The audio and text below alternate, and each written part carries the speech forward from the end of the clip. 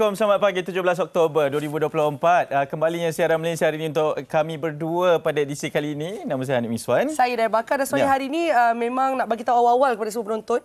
Kita akan meriah di studio. Memang meriah, saya janji. Belum start pun dah meriah dah. Kena bagi tahu supaya semua tak berganjak ke mana-mana. Sebab Daya dengan Hanif ni ada pelbagai perkongsian. Tapi sebelum kita baca dululah tidak akhbar. Kongsi dulu yang penting. Di mana kalau kita tengok di berita harian, lebih 25,000 dilarang masuk Malaysia. Siapakah mereka? Bantah sindiket counter setting. Jadi sejumlah 25,214 notis penolakan masuk dikeluarkan kepada warga asing di pintu masuk Malaysia sejak Januari hingga September tahun ini. Kalau berikutan usaha Kementerian Dalam Negeri KDN mengetatkan pemeriksaan termasuk bagi membatal sedikit counter setting. Ini adalah bagi saya satu orang kata langkah yang harus dilakukan demi orang kata kesejahteraan Malaysia juga. Ramai tu kalau ikut 25,000. Betul. Counter setting ni isu yang berbangkit kerana ada gerakan untuk bagi orang warga asing ni masuk tanpa perlu melalui proses yang betul lah. Jadi sebab tu pihak Kementerian Dalam Negeri melakukan perkara tersebut. Okey, Dayah baca di berita harian, saya nak kongsikan di harian Metro ni di halaman keempat dan ini sangat terkesan dengan apa yang sedang berlaku dalam negara kita berkaitan dengan suhu dunia meningkat yang dijangka akan menambahkan intensiti hujan ekstrim. Kalau dibacakan dekat sini, pastinya dengan peralihan musim monsun dan ciri cuaca kebiasaan hujan lebat dan ribut petir pada waktu petang, lewat petang serta malam terutama di kawasan pantai barat termasuk sekitar ibu kota. Kalau tadi pun ada banjir kilat kan. Betul, kalau diikutkan saya rasa memang dah tak menentu sangat-sangat Hanif. Kalau hujan tu lebat sangat sampai saya rasa dalam 2 hari lepas memang sampai banjir. Betul. Kan di kawasan yang kita jangka pun akan banjir. Sebab tu kan dapatkan informasi dari Met Malaysia berkaitan dengan amaran-amaran lah. Okey. Itu berkaitan dengan keadaan cuaca. Sekarang ni Daya, kita nak cakap tentang tapak, mencari-cari tapak ni. Awak nak cari tapak meniaga ke atau awak nak cari tapak dalam dunia seni? Hanif Miswan dah cukup saya rasa dalam sukan. Tapak saya dah ada. Awak dah tapak. Tapi kenapa kita asyik tercari-cari tapak dah bertahun-tahun dah? Sebab ada orang, bukan seorang, lebih daripada seorang, semua ni legenda, kata dia nak cari tapak. Asyik mencari tapak. Ya, tapi itu sebenarnya tajuk lagu. Tajuk lagu tu? Maksudnya mereka dekat sini ke? Ada. Itu pasal saya kata kita punya studio hari ini akan meriah. Anda bersedia tak?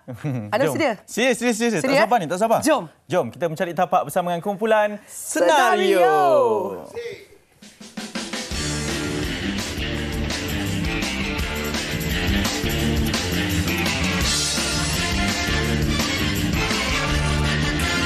Marilah kita bersama. Nak ke mana? Jalan-jalan di kota. Dengan siapa? Untuk kita berlima.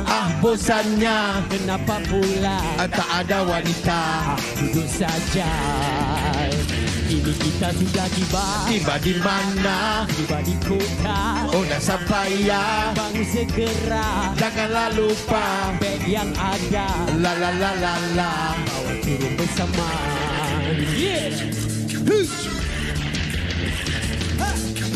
Kali ku pandang dia tersenyum ria. Mana-mana 2 kali ku pandang tak nampak macam orang. Jangan dipikirkan orang, nanti peluang kita hilang. Kita tinggal duit tambang untuk kita balik pulang. Wahai temanku, apa ditunggu? Tunaikan dulu kewajibanmu. Ingat dahulu janji-janjimu. Warung kopi, nasi lemak, roti bakar, roti canai, cari tapak. Mana tapak? Bila nak buka, bukan di Starbucks, mungkin di Gombak. Dah sampai Kara, kita nak lenak. Kursi meja, pinggan kopi, piring cawan, siup belanga, warung tolak.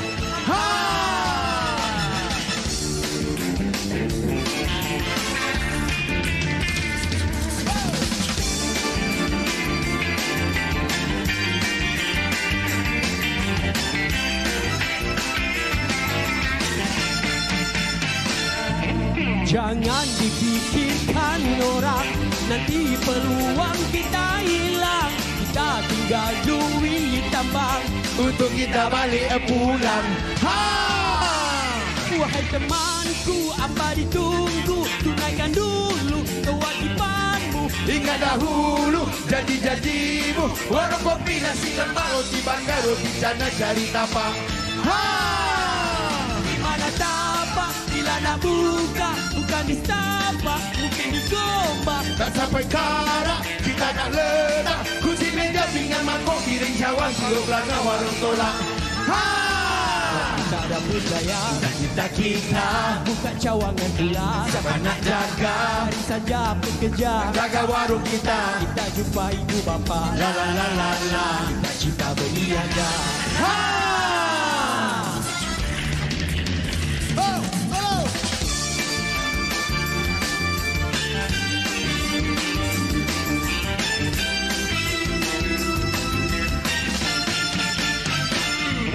Jangan dipikirkan orang, nanti peluang kita hilang. Kita tinggal duit tambang, Untuk kita balik pulang. Ha! wahai temanku, apa ditunggu? Tunaikan dulu kewajibanmu. Ingat dahulu janji-janjimu. Warung kopi, nasi lemak, roti bakar, roti canai, cari tapak. Ha! Di mana tapak? Bila nak buka, bukan di Starbucks. Di Gombak, Tak sampai kara, kita nak letak kursi meja, pinggan mangkok, kirim jawab, siup pelanggan warung soda. Ha!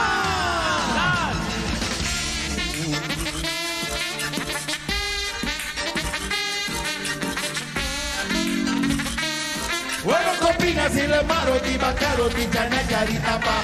Ha! bila nak buka, Bukan di Starbucks, mungkin di Gombak. Tak sampai kara, kita nak letak kursi meja, pinggan mangkok, kirim jawab, siup pelanggan warung soda. Ha!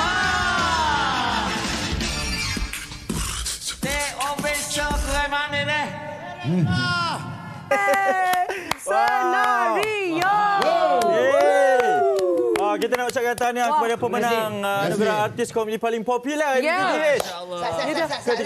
Ya. Ni masuk TV ya. Masuk TV. Mak, cik masuk ABSI. Apa khabar? Alhamdulillah. Mari kita ke depan sikit Terima boleh? kasih. Oh, saya. Mem, kita ke depan sikit, Mem. Bang, saya Sikit, bang, sikit sikit. je. Bang. sini. Sampai Kita keluar. nampak dia orang yang joget lebih pada kita. Kami pun mengawal perasaan.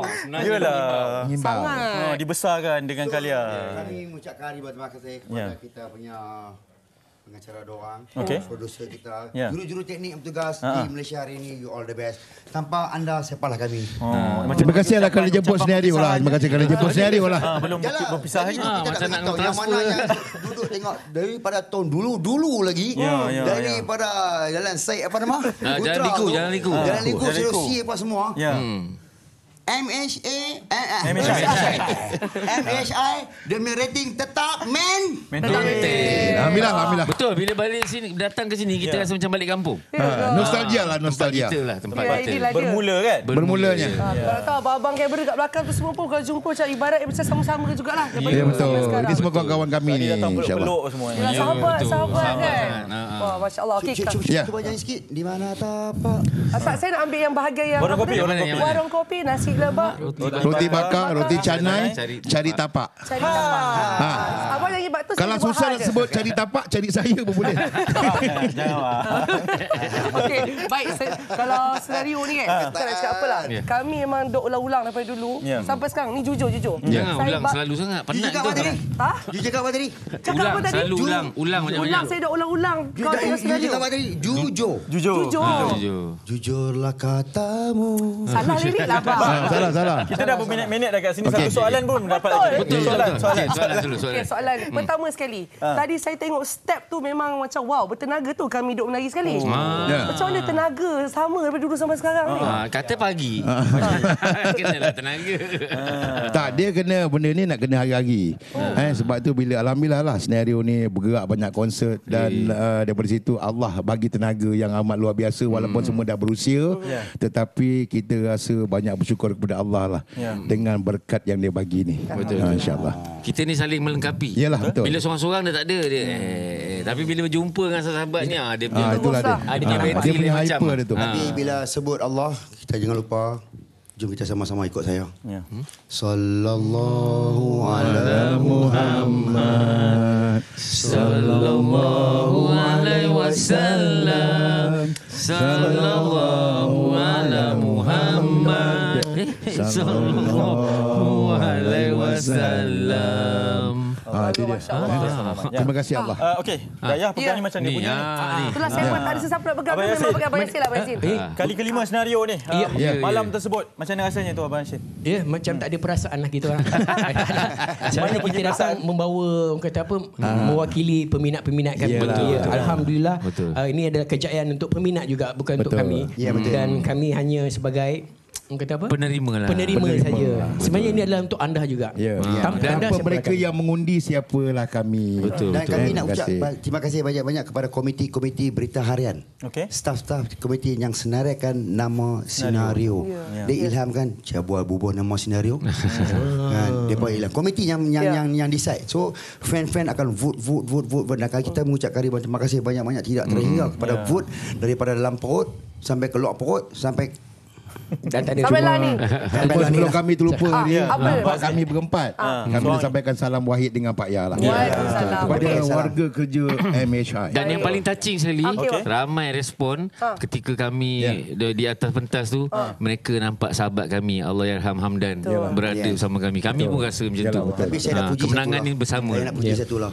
Masa mengalam anugerah TV3 mengudarakan pengacara daripada A sampai Z memang terbaik. Alhamdulillah. Saya dengar kata view sampai 8 juta. Alhamdulillah. Dan kita keluarkan yang rasmi punya. Sebenarnya saya nak tahu juga kalau diikutkan kan, dah berapa lama lah kira industri bersama-sama dan sebagainya. Sebab orang selalu tengok senario ni menghiburkan kan. Tapi mungkin ada satu pengalaman ataupun yang kata macam paling mencabar lah sepanjang bergelar senario. Siapa paling susah nak jaga ni? Siapa yang paling degil sekali ke? Kami tak nak cakap lah. Tak nak Tapi tak apa, boleh bongkar. Orang tahu lah. Kami cuma boleh asingkan je lah. Kami boleh asingkan je. Kami tak nak cakap. Tapi kami rasa yang paling mencabar ialah bila kami kehilangan sahabat kami lah di awal tahun baru. Masa kami buat persembahan di JB. Itu lepas tu Lan pun dah semakin aktif sama kami. Jadi itulah, pada saya tak ada siapa boleh mengganti siapa. Tapi kami saling melengkapi. Betul. Okey, ini soalan, saya rasa ni soalan yang paling favourite ni. Orang tertanya-tanya selepas kebangkitan pegang trofi 5 kali dah ni. Apa seterusnya untuk senario? Untuk peminat-peminat. Reveal lah sikit bang, tumpahkan teh sikit pagi-pagi ni. InsyaAllah lah. Banyak perancangan. Dalam perancangan lah. Kita mungkin ada filem baru. Kita mungkin juga ada konsert lagi. Dan insyaAllah tunggulah berita baik nanti ni. Apabila kita dapat berjumpa dengan Big Boss nanti. Tengok apa keputusan dia kan. InsyaAllah. Harap-harap kita dapat terus bersama InsyaAllah. menyambung legasi di TV3. Tapi awak jangan risau, tak mungkin kita akan jadi pengacara. Tak, kita tak kacau. MHI kita tak kacau. Kita tak kacau. WHI, MHI semua kita tak kacau. 999, Majalah 3 semua kita tak kacau. Senario je lah. Sahabat saya Dr. Azmir dia cakap senario standby. Kalau you all dah ready nak buat konsert, kami punya tukang fanfare Yasta. Tukang fanfare? Oh, dia sambung bayar sekarang. Kalau buat konsert kami datang lah. Malaysia memang akan datang lah. Terima kasih juga pada Hati dengan Ai lah. Betul lah, Hati Ai. Belakang takbir kami sangat-sangat bekerja keras bagi menang. Betul. Dia punya Pagi ni banyak terima kasih. Cepat nak live. Hati-hati. Cepat nak live. Sabar. Sebab inilah waktunya nak bercakap tu. Nak lama sikit. Okey, ni pesanan untuk peminat-peminat di luar sana. Silakan. Seorang-seorang lah. Kita mulakan lagu boleh tak? 1, 2, 3, 4. Terima kasih pada peminat. Agak kata terima kasih. Ini tak rasa kan? 1, 2, 3, 4. Terima kasih kepada semua peminat. Terima kasih kepada Kimi. Terima kasih kerana undi kami. Terima kasih pada semua. Tak Kimi siapa? Kimi siapa? Dia cakap kami. Kami. Tapi walaupun macam mana pun, lagi sekali lah senario ingin mengucapkan terima kasih kepada MHI. Terima kasih kepada all fans senario yang sehingga sekarang daripada dulu kecil membesar sampailah sekarang masih lagi ketuan tak jemu-jemu untuk menyokong senario. Teruskan sokongan anda. Mudah-mudahan doakan kami semua sihat untuk terus berkarya untuk InsyaAllah. Amin. Tapi saya nak mewakili semua. Sebenarnya sepatutnya terima kasih itu kepada kalian. Betul. Sama-sama lah. Membesarkan kami dengan karya. Masya Allah. Impak yang besar adalah hidup kami. Pembelajaran. Jadi kejayaan kami ni kejayaan korang lah juga. Korang yang happy sampai melompat bila kita menang, betul tak? Betul. Gini. Kita kena iklan dari luar. Ada permintaan. Kita nak pergi ke berehat seketika. Okey. Trompet satu bang. Okey.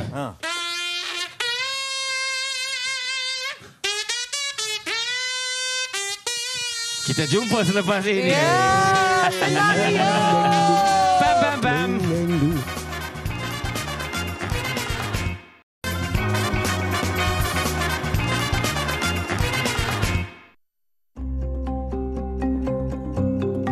Akta 852 atau Akta Kawalan Produk Merokok Demi Kesihatan Awam 2024 adalah undang-undang yang diperkenalkan untuk mengawal produk merokok demi melindungi kesihatan awam, terutama bagi golongan remaja. Akta yang mula dikuatkuasakan pada 1 Oktober lalu oleh Kementerian Kesihatan Malaysia KKM bertujuan untuk mengurangkan salah guna bahan merokok untuk mereka yang berusia di bawah 18 tahun. Antara aspek yang dikuatkuasakan dalam akta ini termasuk peruntukan melibatkan penjualan produk merokok, had umur pembelian, kawalan periklanan dan promosi serta penalti dan denda. Penguatkuasaan ini juga dilaksanakan susulan pihak KKM memandang serius kesan buruk amalan merokok, antaranya peningkatan dalam kalangan pengguna rokok elektronik dan vape, dan pertambahan kes perokok ingkar peraturan larangan merokok di tempat awam seperti di restoran dan hospital.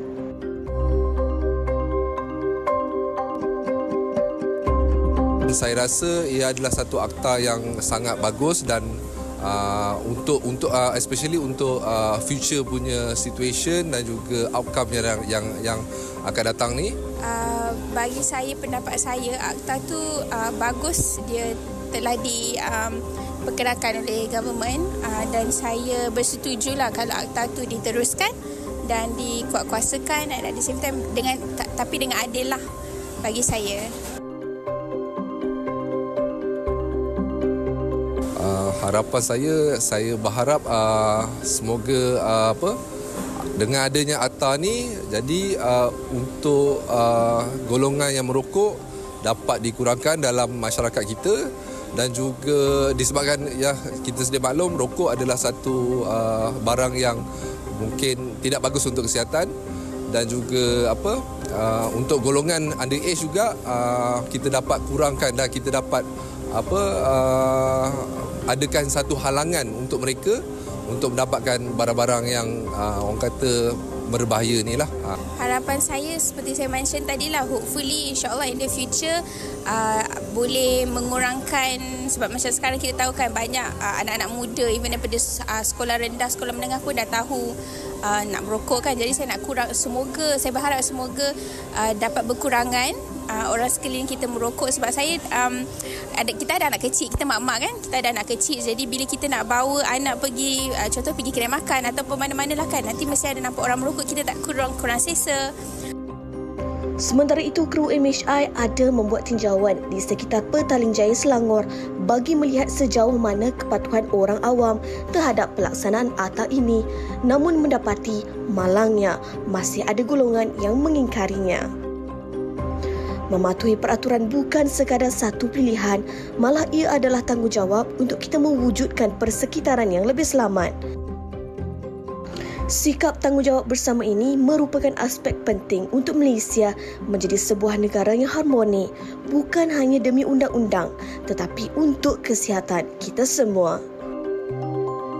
Baik, kembali bersama kami di Malaysia hari ini. Itu antara intisari perbincangan utama kita pada hari ini, pada pagi ini untuk kita bawakan. Ini berkaitan dengan Akta 852 yang telah pun dikuatkuasakan bermula daripada hari Selasa oleh Kementerian Kesihatan yang berkata takkan berpatah balik.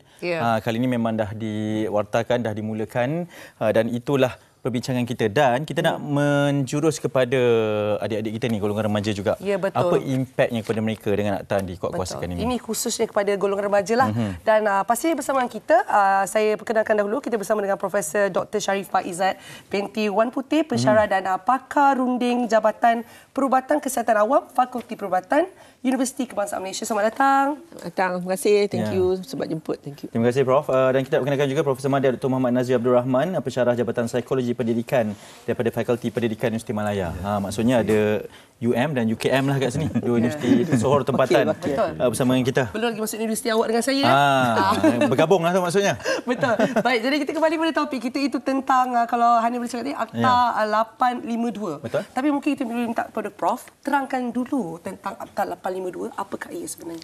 Okey, terima kasih. Akta 852 ni ialah satu peraturan dan juga perintah-perintah yang berkaitan untuk larangan merokok yang terkini lah yang dikuatkuasa 1 Oktober. Sebelum ni sebenarnya sudah ada akta-akta yang berkaitan merokok dan sebagainya. Dia asalnya semua daripada Akta Kawalan Mutu Makanan 1983. So bila ada akta-akta rokok ni sebenarnya kita ada undang-undang lah mengenai rokok, penjualan dan sebagainya. Yang latest is Akta 852 ni. So ada undang-undang baru ni sebab kita apapun undang-undang kita kena berubah mengikut peredaran. Peredaran yang terkini itu ialah pasal elektronik cigarette ataupun rokok elektronik dan juga bahan-bahan lain ni yang dikatakan sebagai produk-produk tembakau ataupun nikotin ini. Jadi sebelum ni daripada akta-akta yang lama tu kita susah nak pantau yang lain-lain ni. Yang baru ni kan. Jadi dengan Akta 852 ni dia lebih menyeluruh dan dia juga memantau benda-benda yang lain ni lah. So masuk bawah akta ni. Jadi in a way kuasa dia lebih besar. Dan kita juga mungkin boleh kaitkan dengan untuk membawa kepada generasi penamat kepada rokok ini, GEG itu sendiri kan. Profesor Madia, doktor, kita melihat mungkin kepada kesan psikologi. Kenapa kami bawakan daripada sudut psikologi adalah seperti yang dikatakan dengan adanya pengenalan kepada rokok elektronik ini dengan rupa bentuk mereka dijadikan seperti bahan stationery lah. Yang menarik minat mereka ini. Walaupun mereka tahu bahawa itu sebenarnya adalah bukan sesuatu yang baik, tapi kerana dari sudut psikologinya ianya nampak cool, nampak best, tak nak ketinggalan trend tersebut. Adakah akta ini juga akan membawa perubahan daripada sudut psikologi itu? Yang penting sekali bila kita bercerita tentang akta ini, dia perlu ada perluasan ataupun penyebaran untuk semua memahami. Kita risau adalah pada tahap di atas kertas atau tindakan selanjutnya itu tidak ada. Kerana kita perlu lihat bahawa bagaimana kuatnya pemasaran untuk rokok-rokok elektronik ini.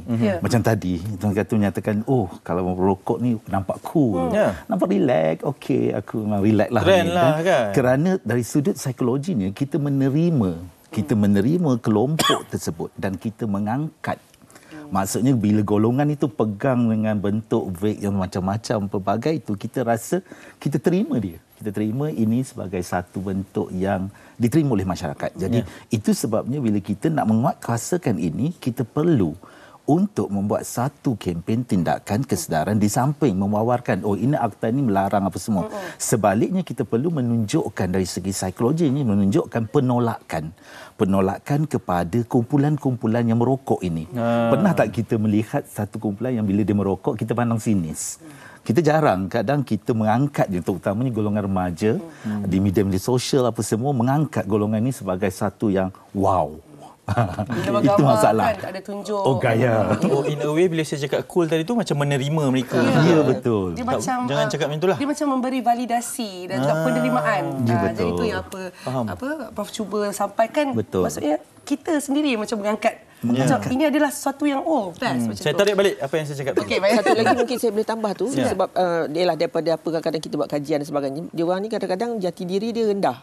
For certain reason lah. Banyaklah jati diri rendah ni banyak sebab kan. Pasal keluarga lah, pressure duit lah, pressure sekolah dan sebagainya. Jadi bila dia ada kegugatan dari segi jati diri ni, kita nampak dia orang lebih mudah terpengaruh.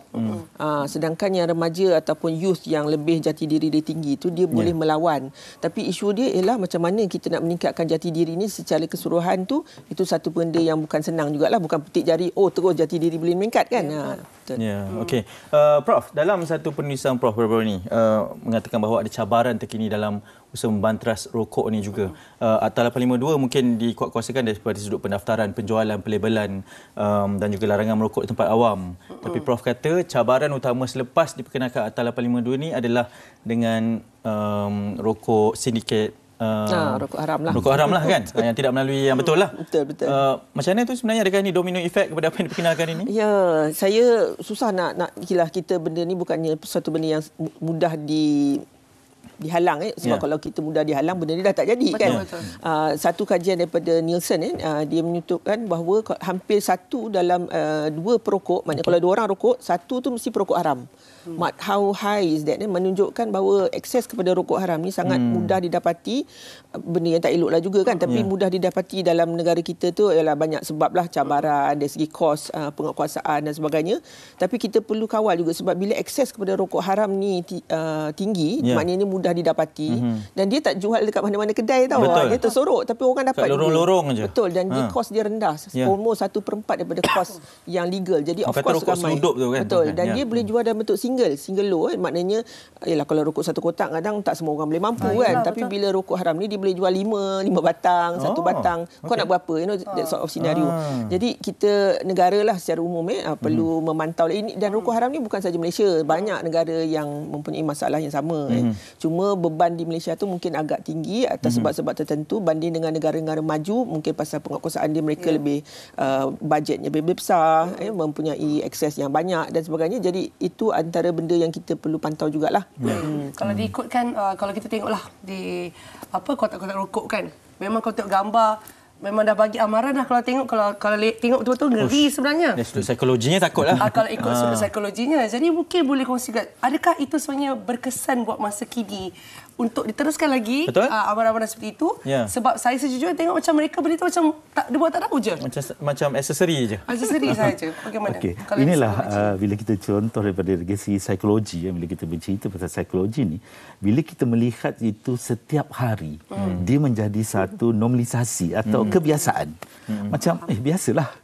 Dan dia tak jadi ngeri dah. Malahan dia menyatakan, unik juga, cantik juga untuk tengok. Sebab itu dinamakan, kalau dari segi teori Pavlov, dia menyatakan pelaziman operan. Maksudnya, setiap hari kita disogok dengan benda yang sama, kita akan terus minat. Atau tak ada apa-apa. Jadi itu sebabnya sesuatu yang kita nak itu, ada baiknya kita menampilkan dari sudut psikologi positifnya. Maksudnya, jangan dimomokkan dengan benda-benda yang negatif, yang mana kita tahu bahawa kenapa tidak kita cuba cara yang positif. Angkat golongan remaja yang tidak merokok sebagai satu ikon. Kita nyatakan bahawa ini gaya hidup yang cantik. Ini gaya hidup yang bagus untuk personality seorang belia. Jadi kita jarang, personality kita kalau pegang vape yang berbagai bentuk itu style. Kita akan highlight jadi satu yang ikon. Jadi itu yang kita nak elakkan pelaziman. Iaitu kebiasaan yang menjadi satu penerimaan akhirnya. Jadi kita cuba elak, kenapa tidak kita melazimkan sesuatu yang positif, sesuatu yang cantik, supaya di akhirnya nanti remaja dapat menerima inilah personality yang terbaik bagi orang yang tidak merokok. Dia seperti, mungkin sama juga seperti reverse psychology. Bila kadang-kadang betul anak-anak muda ni bila kita lagi asak, lagi tekan, cakap jangan, itu yang dia akan buat. Tapi kita tunjuk sesuatu yang mungkin macam, apa kata kita ikut yang ni. Okey, Prof. Mungkin saya nak menyambut kepada apa yang Doktor cakapkan tadi tu, Prof. Generational Endgame ini yang memang dah sekian lama diperjuangkan juga. Adakah dengan pengenalan Akta 852 ini akan menjadi kepada satu jawapan untuk remaja kita ini selesai di situ, cukup-cukuplah kepada generasi kita ni? Thank you Hanif. Saya rasa dengan Akta 852, sebab dalam ni clause ni memang dia jelas dan tersuluh lah. Kita tak boleh jual kepada orang yang bawah umur lah. Kalau ikut kan, bawah 18 tahun dan sebagainya itu tak boleh jual. Banyak lagi lah termasuk online, vending machine dan sebagainya. Tapi yang bagus tu ialah 18 tahun ke bawah tu tak boleh akses. Dari segi itu menyebabkan orang yang kira lahir lah kan 18 tahun, 2007 dah semua ke atas tu, dia tak boleh akses dengan lebih mudah lah. Tapi itulah, ini kebanyakan dia ialah perokok-perokok atau penjual substitusi dan sebagainya itu, vape dan sebagainya itu yang kalau legal je dia akan mendaftar. Kita kena mantau juga yang illegal ni juga. Sebab yang legal ni alhamdulillah saya rasa akta tu menyeluruh. Maknanya orang nak jual mesti ada daftaran, mesti dapat kebenaran daripada DG, mesti begini, tempat kedai-kedai yang tertentu saja, tak boleh jual di uptown, downtown, apa-apa town, tepi-tepi jalan dah tak boleh buat sendiri dan sebagainya. Tapi itulah akses tu menurun. Tapi isu dia ialah bila akses satu, biasalah demand and supply kan. Kita tak dapat yang ni, dia pergi tempat lain pula. Jadi dia cuba dapatkan ada je jalan lain. Jadi kita kena, itulah dia balik kepada psikologi jugalah. Jati diri, pendidikan kena berterusan. Benda ni memang tak akan habis sekali. Tapi saya nampak bahawa Akta 852 tu memang dia ada tulis lah, memang ada dinyatakan educational campaign akan terusan. Ada alternatif yang sihat, maknanya dia boleh dapatkan bantuan untuk berhenti merokok melalui MQuid, ada klinik-klinik tertentu, akses dan sebagainya. Banyak juga farmasi-farmasi kita yang menjual contohnya nikotin patch dan sebagainya. Benda-benda alternatif tu ada. Tapi itulah kita kena direct dia dan dapatkan nasihat yang sesuai, motivasi yang sesuai ke arah jalan yang benar supaya dia tak kecundang lah. Semoga mendapat hidayah lah. Betul dayah. Secara ringkas mungkin Prof, kalau kita lihat kesan kepada Akta 852 ni kan. Kita lihat bahawa segalanya telah ada, langkah-langkahnya telah jelas dalam akta tersebut. Cuma satu yang saya minta adalah peranan komuniti dan keluarga. Okey, maksudnya di sana kita berperananlah untuk memastikan bahawa kalau tidak ada tindakan untuk di situ menjual secara haram, kenapa tidak kita reportkan aduan di talian-talian yang ada. Jangan kita support beli pula kan. Ya, betul. Kita pula yang memeriahkan lagi aktiviti itu. Maksudnya ada kita juga ada tugas. It takes a village to raise a child jadi semua perlulah. Masa sangat mencemburui. Terima kasih banyak kalian berdua kerana sudi bersama dengan kami. Semoga ini akan terus memberi pencerahan kepada semua yang menonton dan juga betul saya sangat sokong ibu bapa, komuniti, keluarga, masyarakat semua kena mainkan peranan lah. Betul, bukan sahaja kepada anak-anak muda ni sahaja. Kadang-kadang mereka juga memang kadang-kadang mereka memang memerlukan bantuan kita. Jadi kita semua bertanggungjawab dan semoga Akta 852 ni dapat memberi kesan dan perubahan dia. Lagi-lagi kat kedai makan tu. Kita tengah makan tiba-tiba ada asap lalu ada baby dekat tepi dan sebagainya. Kalau ni satu saya nak pesan lah. Bagi dah. Selalunya ada kata takutlah nak tegur, jangan takut. Kalau benda tu adalah sesuatu yang benar. Betul. Kalau takut sangat, report sahaja. Terus kita. Jelingan maut tu. Jelingan maut. Prof, okey, kita berhenti seketika. Banyak lagi perkongsian daripada kami di Malaysia hari ini. Terus kekal dengan kami, okey? Terima kasih.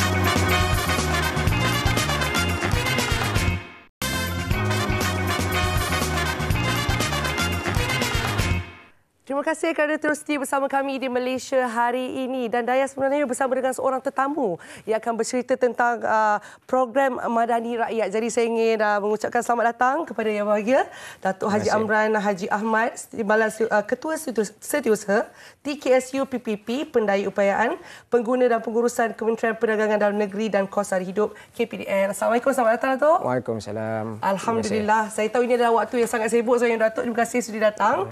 Dan sebenarnya seperti yang saya kongsikan tadi, itu tentang program Madani Rakyat ataupun PMR. Mungkin boleh kongsikan dahulu kepada kami semua. Baik, Assalamualaikum warahmatullahi wabarakatuh. Salam sejahtera, salam Malaysia Madani. Terima kasih kerana menjemput saya untuk kita berkongsilah sedikit maklumat berkaitan dengan program Madani Rakyat ini. Jadi kita tahu bahawa PMR ataupun program Madani Rakyat ini telah kita adakan dulu pada tahun 2023 yang dilancarkan oleh Yang Amat Berhormat Perdana Menteri Datuk Seri Anwar Ibrahim di Bukit Jalil pada 8 hingga 10 Disember 2023 yang lalu lah.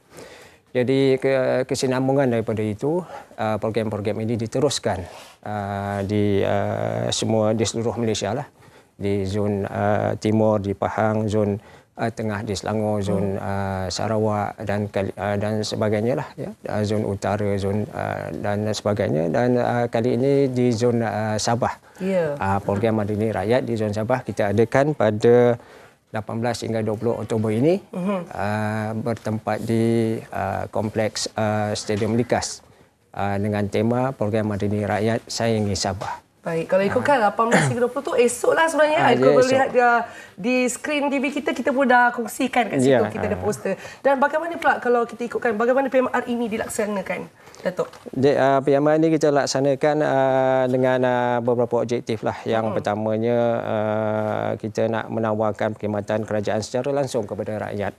Dan seterusnya kita menyebar luas dan mempromosikan dasar-dasar dan inisiatif-inisiatif baru yang diperkenalkan oleh kerajaan Madani kepada rakyat. Selain daripada itu, kita juga meningkatkan pemahaman dan kesedaran umum terhadap hala tuju dan matlamat kerajaan dan seterusnya, membina kepercayaan dan keyakinan antara kerajaan dan rakyat melalui kaedah pelaporan pencapaian secara berkala lah. Itu antara tujuan PMR dilaksanakan. Dan semestinya yang paling menarik sekali kalau kita melihat di skrin TV kita tu, yang ditunggu-tunggu oleh kebanyakan orang atau masyarakat adalah tentang konsep payung rahmah lah, di mana kita mengadakan jualan rahmah, di mana kita boleh membeli barang-barang keperluan pada harga diskaun lah dalam 10% hingga ke 30% lah. Harga ramah lah tu kiranya. Harga ramah lah gitu. Dan tentunya kalau diikutkan ya, mesti ada program-program yang menjadi tumpuan. Mungkin Datuk dikongsikan apakah program tumpuan pengunjung untuk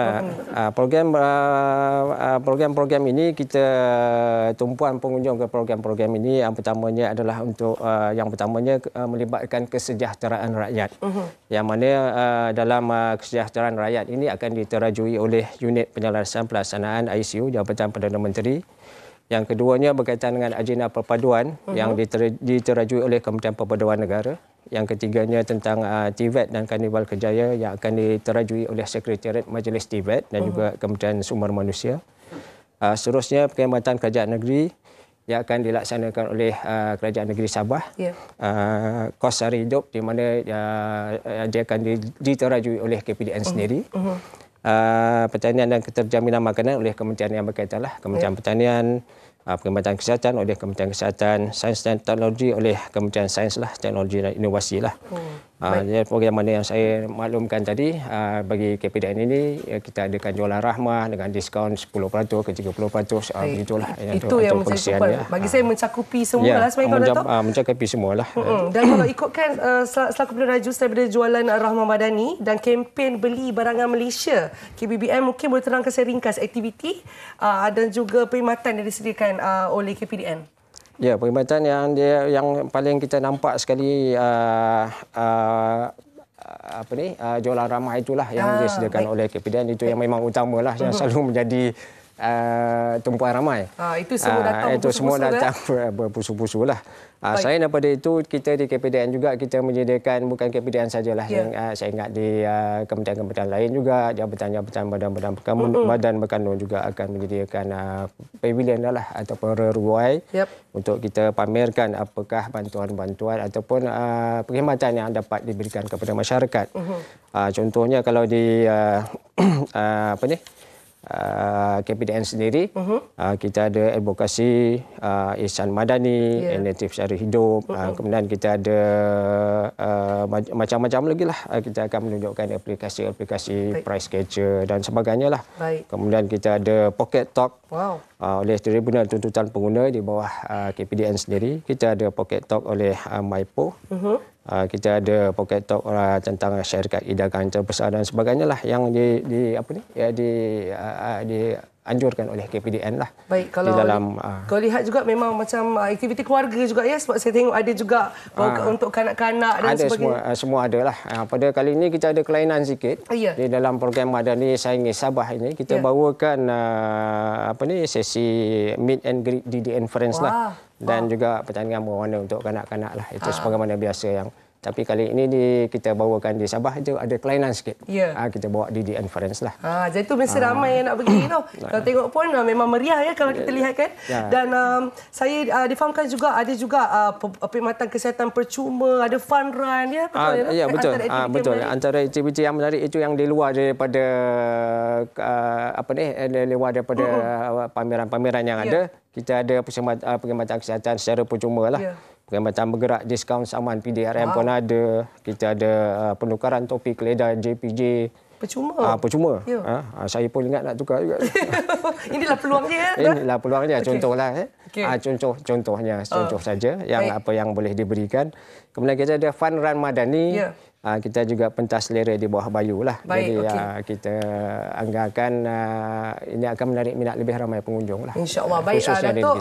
Saya ingin ucapkan terima kasih kerana sudi datang dan tentunya Datuk mungkin ada nasihat yang terakhir untuk pengunjung yang ingin berkunjung. Silakan Datuk. Ya, yang pertama sekali saya ingin mengucapkan bagi pihak KPDN lah. Kita mengucapkan terima kasih juga kepada unit penyelarasan lonjakan prestasi pejabat Perdana Menteri PACU. Yang meneraju program ini bagi di Sabah ini. Kementerian Peneraju yang menjalankan aktiviti ini adalah KPDN sendiri dengan kerjasama Setiausaha Kerajaan Negeri Sabah. Jadi saya berharap masyarakatnya, semua masyarakat yang ada di Negeri Sabah dapat hadirlah ke kompleks Stadium Ligas ini untuk kita sama-sama lah. Jangan lupa ya 18 hingga 20 hari bulan. Jadi terima kasih saya ucapkan kepada yang berbahagia Datuk Haji Amran bin Haji Ahmad yang sudi kongsi dengan kami tentang program Madani Rakyat 2024. Sayangi Sabah. Jadi kita akan berehat seketika. Sebentar lagi Hanif ada lagi nak kongsi bersama dengan kita. Kita rehat. Terima kasih.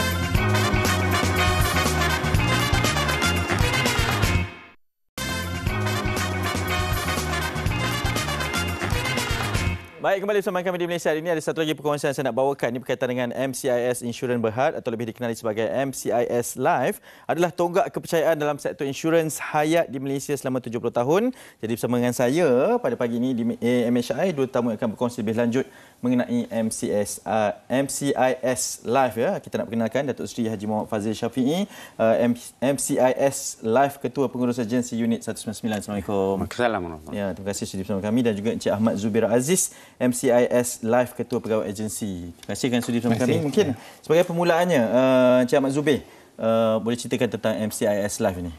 Terima kasih. MCIS Life adalah salah satu syarikat insurans yang sudah beroperasi di Malaysia selama 70 tahun. Ya. Wow. Ya, komitmen kami adalah untuk menyediakan penyelesaian insurans hayat komprehensif kepada seluruh rakyat Malaysia. Kami percaya apa yang membezakan kami di MCIS Life adalah perkhidmatan pelanggan dan juga produk inovatif yang kami ada.